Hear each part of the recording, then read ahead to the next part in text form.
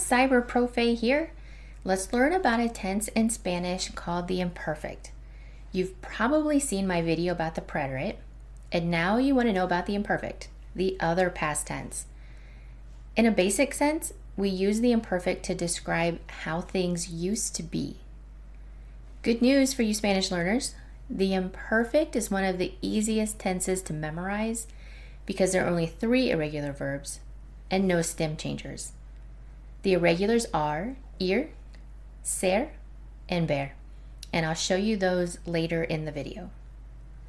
Let me show you how this tense works with the AR verb hablar, to talk.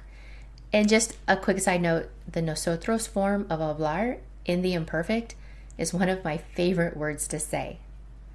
Okay, so hablar in the imperfect, that gives us hablaba, hablabas, hablaba, hablábamos, hablabais, hablaban. What do you notice about these endings? Did you see that the yo form and the el, ello, usted form have the same ending? My students often hear me say that pronouns aren't necessary and overuse will identify you as a non-native speaker, but this is one case where pronouns come in handy to avoid confusion. Let's try this with another verb, trabajar, to work. This gives us trabajaba, trabajabas, trabajaba, trabajábamos, trabajabais, trabajaban. Okay, while the preterite is for ed endings, generally speaking, and for when we want to talk about things that are over and done, the imperfect is used to express habits or unfinished actions. It is generally used when the speaker wants to say used to, was, or were. For example, yo trabajaba de camarera cuando tenía 16 años. This would translate as I used to work as a waitress when I was 16 years old. For my visual learners, if you recall for the preterite, I used the image of a fish leaping out of the water. For the imperfect, I use the image of waves along a beach. Think about being at the beach. How might you describe the waves? Never ending, they just keep coming, repetitive. The fish coming out of the water, the preterite, has a definite beginning and end point, but not the waves. The waves are ongoing with no real beginning or end, and this represents the imperfect tense. Things that someone does habitually or used to do in the past would be expressed in the imperfect. A completed action in the past or a series of repetitive actions uses the preterite. The best way to learn, as always, is just to get out there and talk to another Spanish speaker or Spanish learner. There are multiple websites that offer tutoring services, or even better, talk to your classmates and your teacher. If you're feeling shy, you can get a feel for this tense by reading books written in Spanish or turn on the subtitles on your device and watch any of the great Spanish shows that are out there. If that's not an option for you, the acronym WATERS might come in handy. And of course, there are trigger words you can look out for. WATERS stands for weather, age, time, emotion, repetition, setting, or description. Okay, let's work through some examples. Use the word box to help you match the correct ending with the pronoun. Pause here to give yourself time to think.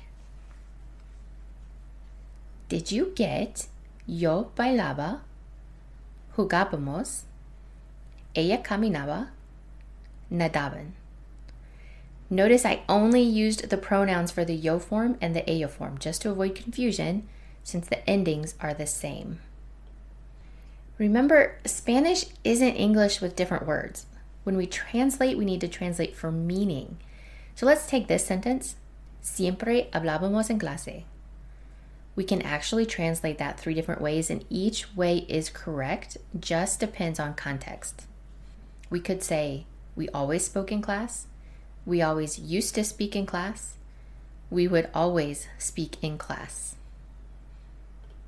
Let's take a quick look at the ER-IR verbs since they follow the same rules just with different endings. Notice that with the AR verbs, only the nosotros form uses an accent, while with the ER/IR verbs, all of them have an accent on the I. Pause here until you're ready to move on.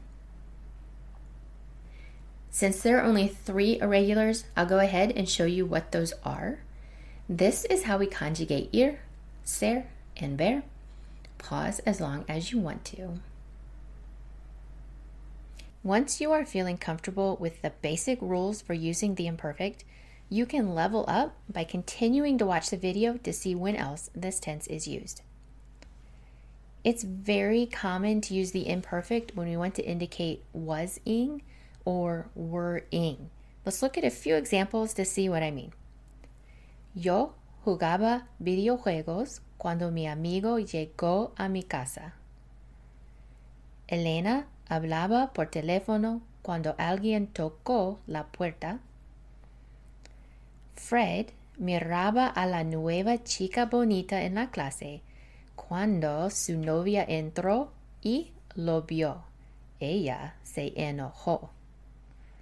Notice in those examples that I use the imperfect to set the scene, like waves coming up on the beach, and the preterite to let the reader know what happened. The imperfect is often used with tener expressions. For example, tenía hambre, tenía sed, tenía sueño, tenía ganas de, tenía miedo, etc. And you will commonly find it paired with verbs of volition, wishes and desires, like querer, desear, esperar, etc. As always, just get out there and practice.